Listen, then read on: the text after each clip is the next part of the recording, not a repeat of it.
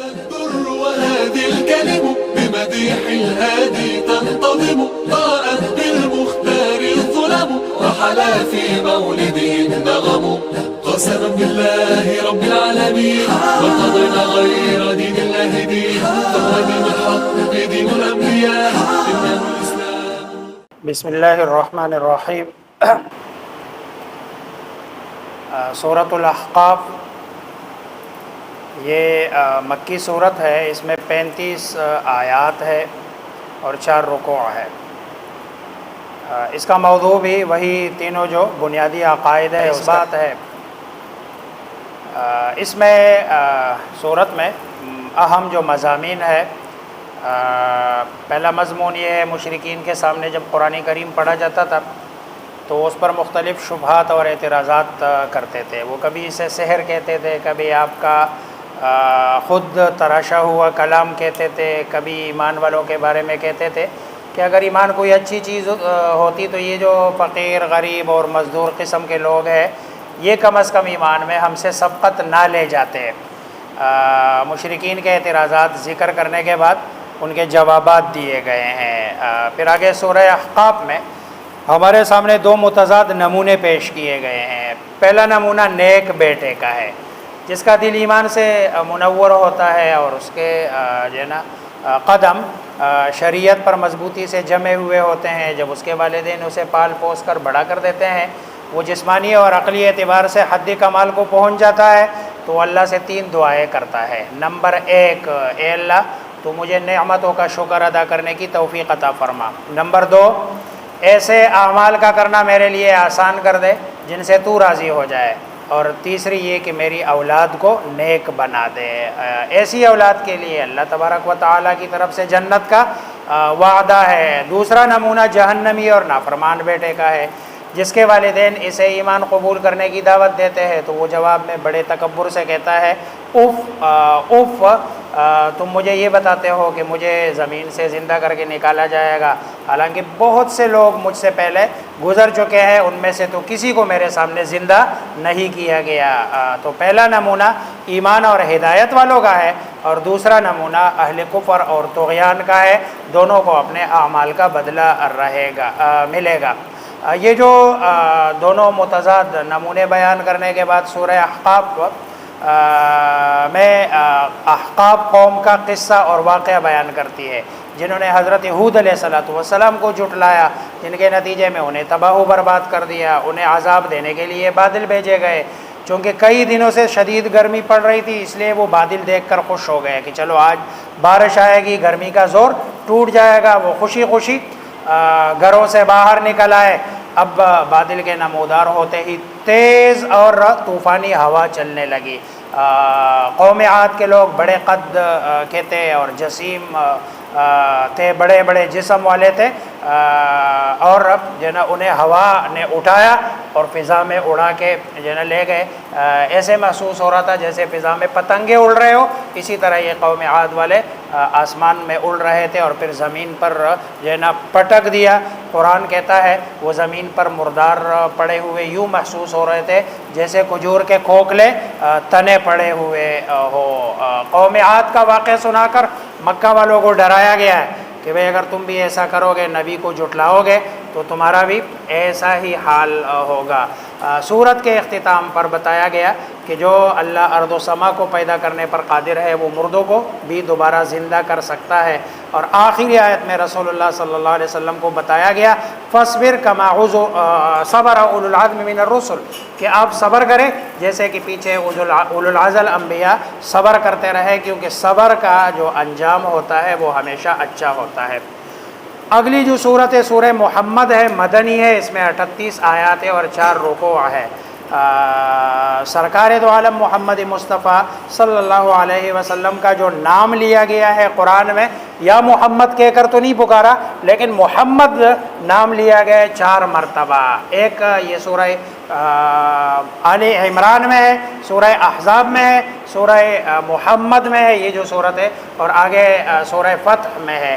ان 4 مواقع کے علاوہ باقی آپ کا جہاں بھی آپ کو بتایا گیا ہے تو آپ کے صفت کے ساتھ بتایا ہے، نام لے کر نہیں بتایا ہے. اس صورت کا جو بنیادی موضوع ہے جہاد اور قتال ہے۔ اس میں جو موضوعات ہے کہ دنیا میں دو جو ہے نا قسم کے لوگوں کا وجود ہوگا، ایک اہل حق کا ہوگا، ایک اہل باطل کا ہوگا، اور ان کا آپس میں جو ہے نا ٹکراؤ بھی مارے کے بھی ہوں گے۔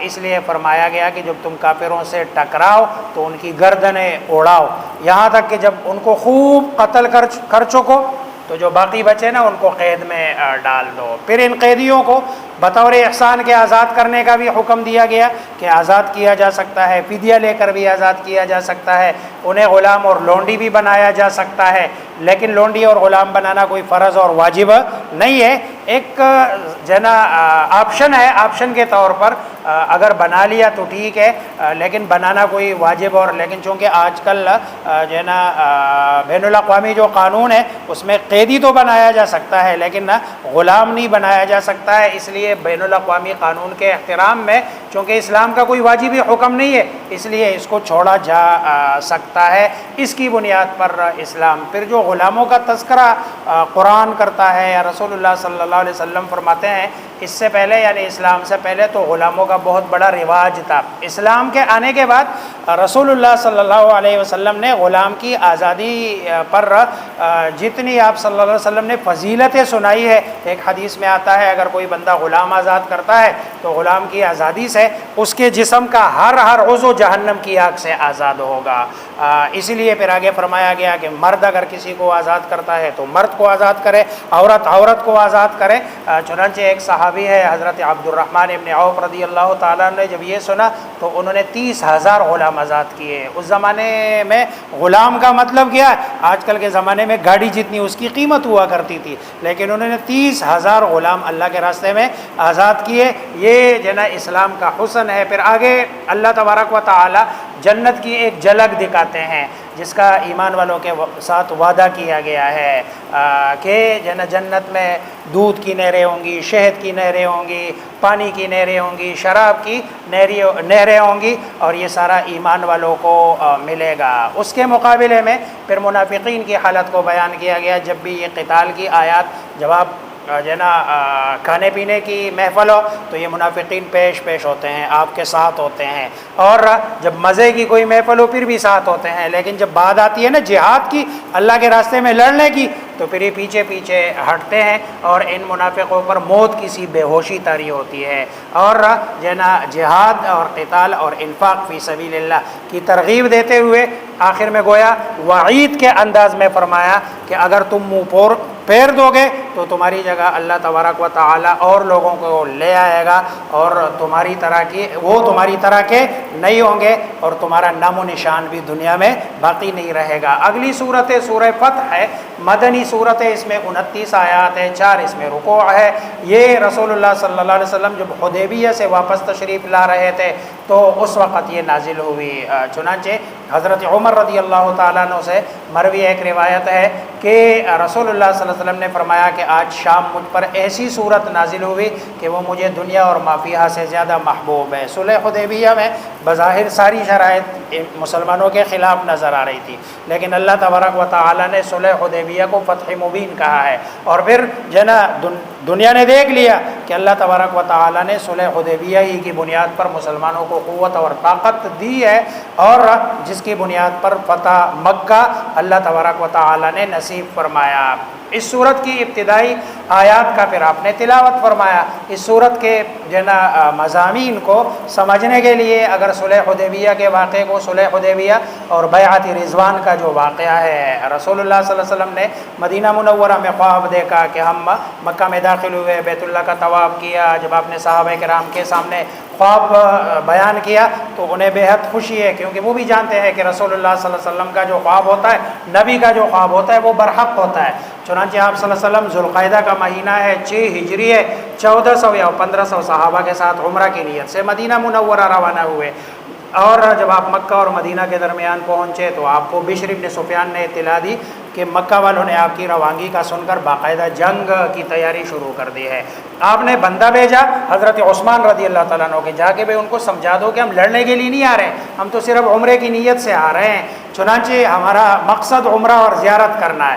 ادھر کسی نے افواہ پھیلائی کہ حضرت عثمان رضی اللہ تعالیٰ عنہ کو شہید کیا گیا۔ آپ صلی اللہ علیہ وسلم کو جب یہ خبر پہنچی، آپ نے درخت کے نیچے بیٹھ کر صحابہ کرام رضوان اللہ تعالی علیہم اجمعین سے عدم فرار پر بیعت لی ہے، اور اس بیعت کو بیعت رضوان کہتے ہیں۔ اور تمام شرکائے بیعت کے بارے میں اللہ تبارک و تعالی نے خود قرآن میں فرمایا کہ ان سب سے میں کیا ہو گیا ہوں؟ راضی ہو گیا ہوں۔ یہ اللہ تبارک و تعالی جو سرٹیفکیٹ دے رہے ہیں ان 1400-1500 صحابہ کرام رضوان اللہ تعالی علیہم اجمعین، بعد میں افواہ جھوٹی ثابت ہو گئی، مذاکرات شروع ہو گئے، مذاکرات قریش کی طرف سے سہیل ابن عمر آئے، بات چیت ہوئی، بالآخر صلح کا معاہدہ ہوا، اور اس معاہدے میں دونوں فریقین نے 10 سال تک آپس میں امن و امان سے رہنے اور جنگ نہ کرنے کی پر اتفاق کیا۔ اس معاہدے کو بعض شقوں میں بظاہر مسلمانوں کی کمزوری ثابت ہو رہی تھی کہ بھئی اگر کوئی کافر مدینہ آئے گا واپس کیا جائے گا، کوئی مسلمان اگر مکہ آئے گا تو اس کو رسول اللہ صلی اللہ علیہ وسلم کو صحابہ نے کہا بھی کہ اللہ کے رسول یہ تو بڑے کمزور سے، آپ نے فرمایا دیکھو نا ہمارے پاس سے اگر کوئی مکہ جائے گا تو ظاہری بات ہے وہ مرتد ہو کے جائے گا، تو ہم نے اس کا کیا لینا ہے، دفع ہو گیا وہ۔ اور اگر ان کی طرف سے یعنی مسلمان ہو کر کوئی ہمارے پاس آتا ہے تو آپ پریشان نہ ہو، اللہ اس کے لیے کوئی راستہ نکال دیں گے۔ چونکہ اسی کی بنیاد پر یہ جو سن 8 میں فتح مکہ ہوا، اس کے صرف 2 سال بعد یہ اس کی ابتدا ہے، اس لیے اس کو جو ہے نا سورہ فتح کہتے ہیں۔ اور جو ہے نا رسول اللہ صلی اللہ علیہ وسلم کو اس کی خوشخبری بھی دی، اور اس خوشخبری میں آپ اللہ بتاتے ہیں لیغفر لک اللہ ما تقدم من ذنبک وما تاخر، آپ کے پچھلے اگلے سارے جو گناہ ہیں وہ معاف کر دیے گئے ہیں۔ پھر آگے جو ہے نا اللہ تبارک و تعالی نے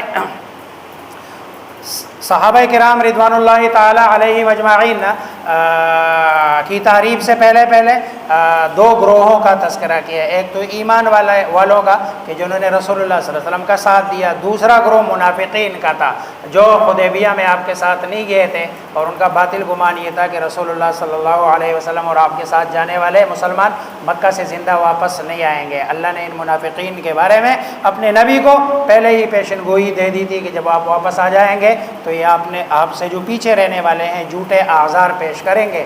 سورہ فتح وہ خواب بھی بیان کرتی ہے کہ جو رسول اللہ صلی اللہ علیہ وسلم نے مکہ میں مسجد حرام میں داخل ہونے سے پہلے اور اس کو دیکھا تھا۔ پھر آگے اس سورت کے اختتام پر 3 باتیں بیان کی گئی ہے۔ ایک، اللہ نے محمد صلی اللہ علیہ وسلم کو ہدایت اور دین حق دے کر اس لیے بھیجا کہ آپ اسے تمام ادیان باطلہ پر غالب کر دے، اور انشاءاللہ قیامت سے پہلے ایسا ہو کر رہے گا۔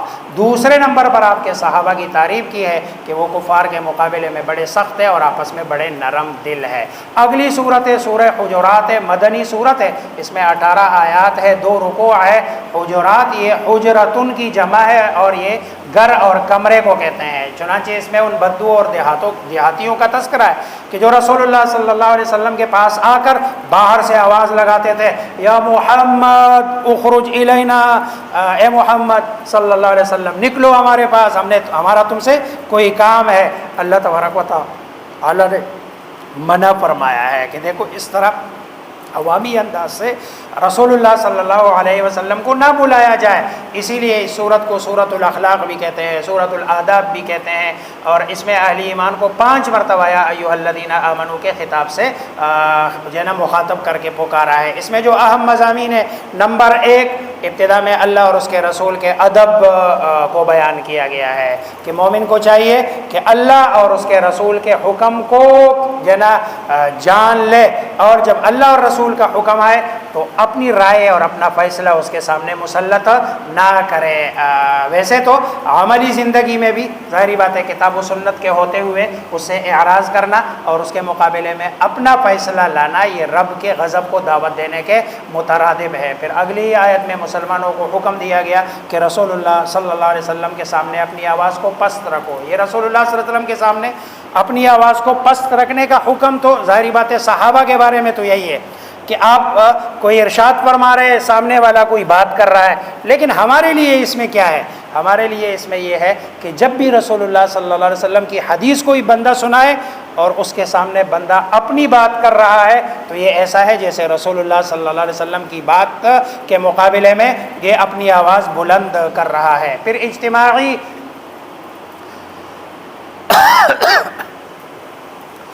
آداب اور معاشرتی آداب کے افواہوں پر کان نہ دھرو۔ جیسے آج کل کے زمانے میں افواہیں اتنی زیادہ ہوتی ہے کہ ہر وقت کوئی نہ کوئی افواہ اور آدمی اس کو آگے پھیلاتا ہے، بہت بری بات ہے۔ اگر کوئی آدمی تمہارے پاس کوئی خبر لے گیا ہے تو پھر ظاہری بات ہے اس کے بارے میں تحقیق کر لو، کہیں فاسق فاجر تو نہیں ہے۔ آج کل تو پتہ بھی نہیں چلتا کہ خبر دینے والا بندہ ہے کون۔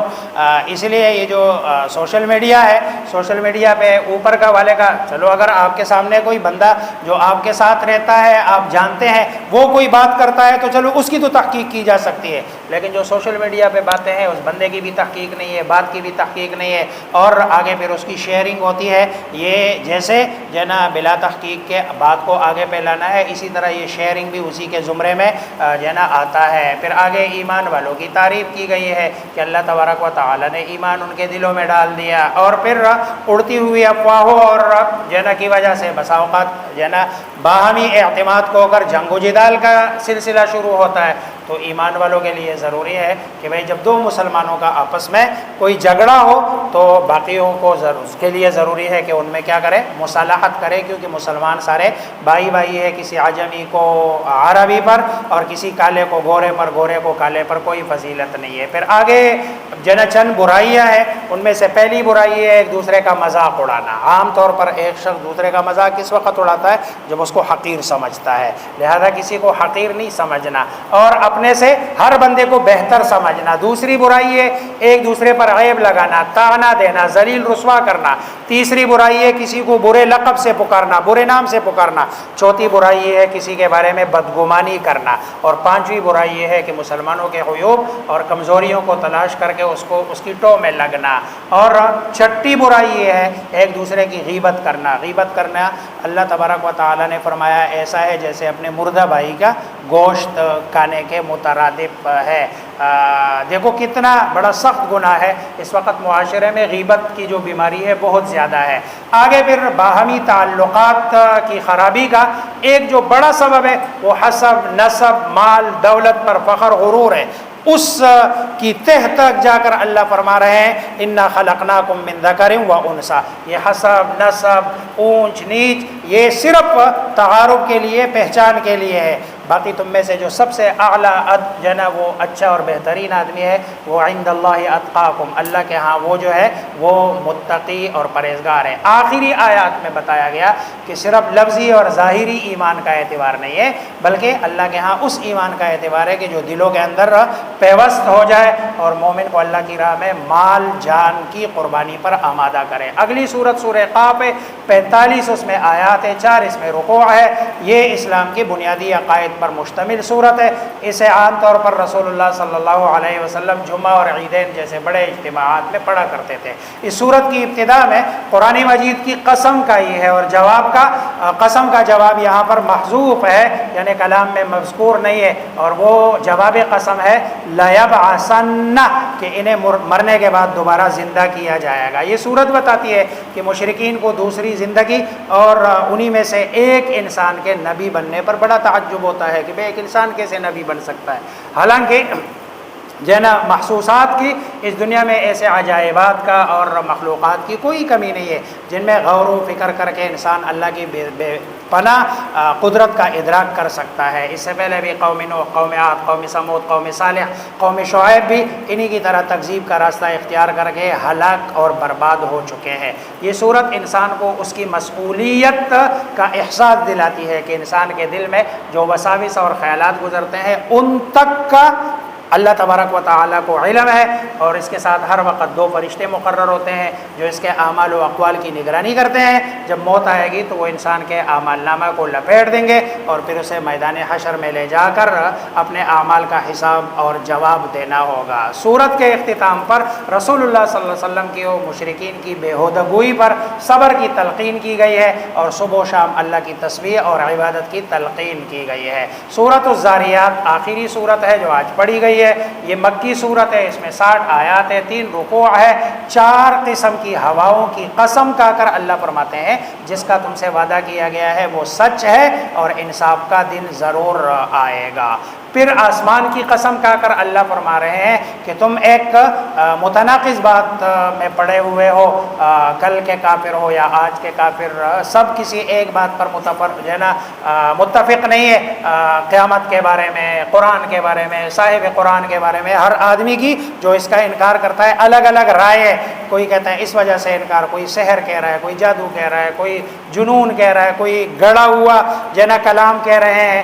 یہ ساری چیزیں پھر آگے قرآن کریم متقین کی صفات اللہ تبارک و تعالی بیان کرنے کے بعد اللہ کی عظمت و قدرت کے 3 دلائل ذکر کیے ہیں. نمبر 1 پہلی نشانی زمین ہے. اللہ نے فرمایا زمین میں یقین کرنے والوں کے لیے بہت ساری نشانیاں ہیں، اور زمین گول اور پھر ایسے اس کو بچھایا گیا جیسے کوئی بچھونا بچھایا جاتا ہے.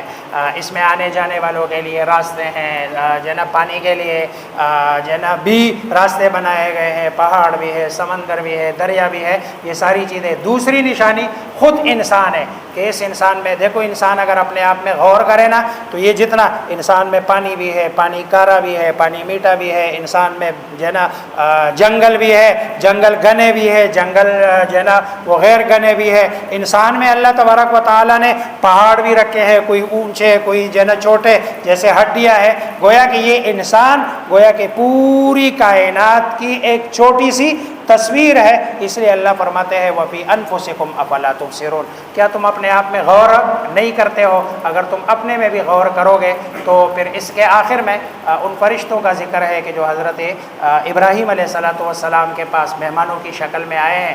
آپ انہیں انسان سمجھتے ہوئے ان کے لیے دمبا ذبح کیا، کانا سامنے رکھا. کانا جب سامنے رکھا تو وہ نہیں کھا رہے. ابراہیم علیہ السلام ڈر گئے. انہوں نے کہا ڈرنا نہیں، ہم تو آپ کو آپ کے بچے کی خوشخبری دینے آئے ہیں. ان کی بیوی پیچھے سن رہی، اور دوسرا کام ہمارا قوم لوط کو عذاب دینے کے لیے آئے ہیں. چنانچہ اللہ نے بتایا کہ ہمیں قوم لوط پر پتھروں کی بارش برسانے اور انہیں تباہ کرنے کے لیے بھیجا گیا. اللہ نے ان کو تباہ کر دیا. پھر سورت کے اختتام پر جن اور انس کی تخلیق کا مقصد بتایا گیا، وما خلقت الجن والانس الا لیعبدون، میں نے صرف اپنی عبادت کے لیے پیدا کیا، باقی رزق کا ہے، یہ میں ان سے رزق نہیں چاہتا ہوں. ما اريد منهم من رزق وما اريد ان يطعمون، کیوں؟ ان اللہ هو الرزاق ذو القوة المتین، بے شک اللہ تبارک و تعالی ہی رزق دینے والا ہے. اور کفار اور مشرکین کو پھر آخر میں قیامت کے دن کے عذاب کی وعید سنائی گئی ہے. اللہ مجھے آپ سب کو سمجھنے عمل کرنے کی توفیق عطا فرمائے.